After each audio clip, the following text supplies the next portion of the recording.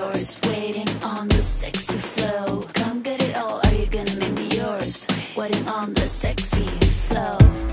I'm trying not to think about. मेरा नाम हिरा है। मेरा ताल्लुक जिस घराने से है वहाँ लड़कों से बात करने को बहुत मायूब समझा जाता था। यहाँ तक कि कज़न से भी बात करने की इजाज़त न थी। हम सिर्फ 2 बहनें थीं।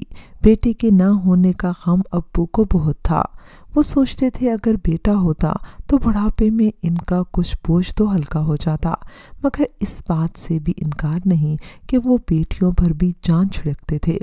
अब्बू की एक ही ज़िद थी कि वो लड़कियों का बिला वजह घर से निकलना पसंद नहीं करते थे। खैर ज़िंदगी फिर भी अच्छी गुजर रही थी। हमको घर से स्कूल और स्कूल से सीधे घर आने की हिदायत थी। घर आकर भी हम कहीं अकेले नहीं जा सकते थे। कहीं जाना होता अम्मी अब्बू साथ जाते। वक्त गुजरता रहा, यहाँ तक कि मैट्रिक पास करके स्कूल से कॉलेज में मैंने दाखिला ले लिया। अब्बू सख्ती ज़रूर करते थे मगर तालीम के ख़िलाफ़ ना थे। ख़ुद साथ जाकर कॉलेज में दाखिल करवाया। वो हमें पढ़ाने के लिए बहुत मेहनत कर रहे थे। एक दवा साज कंपनी में ओस दर्जे के मुलाजिम थे। हमें पढ़ाने की खातिर नाइट ड्यूटी और ओवर टाइम भी करते। अम्मी घर में लोगों के कपड़े सिलाई करती थी और दोनों की ये सारी मेहनत सिर्फ़ और सिर्फ हम बहनों को आला तालीम दिलवाने की खातिर थी। शमा मेरी क्लास फेलो थी।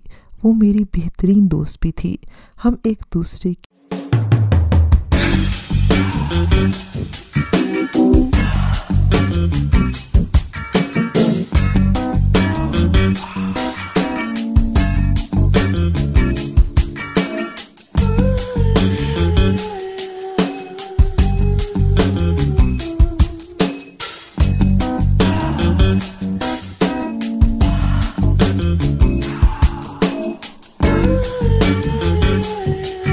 की हर बात से वाकिफ़ थे।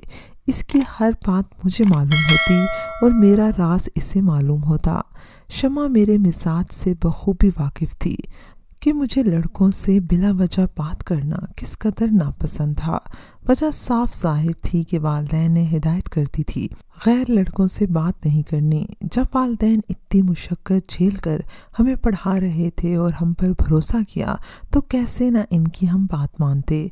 अब्बू चाहते थे मैं डॉक्टर बनूं और मेरी बहन का ख्वाब था कि वो एक बहुत बड़ा स्कूल खोले जिसमें वो लड़कियों को बासानी तालीम के मौक़े फराहम करे।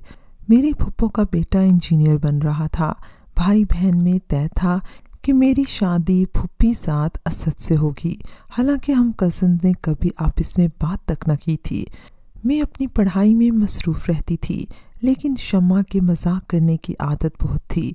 वो हर वक्त हंसाती रहती थी, कभी लतीफ़े सुनाकर और कभी उल्टी सीधी बातें करके। वो अक्सर स्कूल के ज़माने में भी लड़कियों के साथ शरारतें करती थी। कभी इनकी कॉपियाँ बैग से निकाल कर छुपा देती और इनको परेशान करती।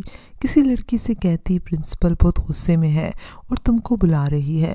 वो डर जाती और फ़ौरन प्रिंसिपल के ऑफिस को चल देती। मैं इसे समझाती कि ऐसे मजाक मत किया करो, यूँ कभी कभी बड़ा नुकसान भी हो जाता है, मगर वो कहाँ सुधरने वाली थी।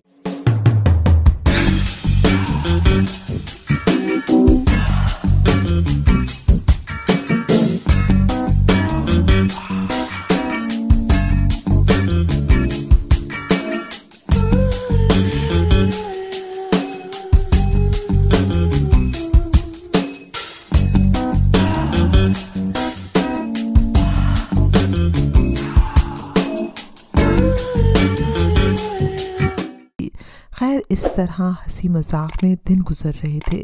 मेरी इसके साथ दोस्ती इस वजह से थी कि वो भी मेरी तरह वालिदैन की इज्जत संभालने वालों में से थी। हम दोनों कॉलेज से सीधे घर जाते थे।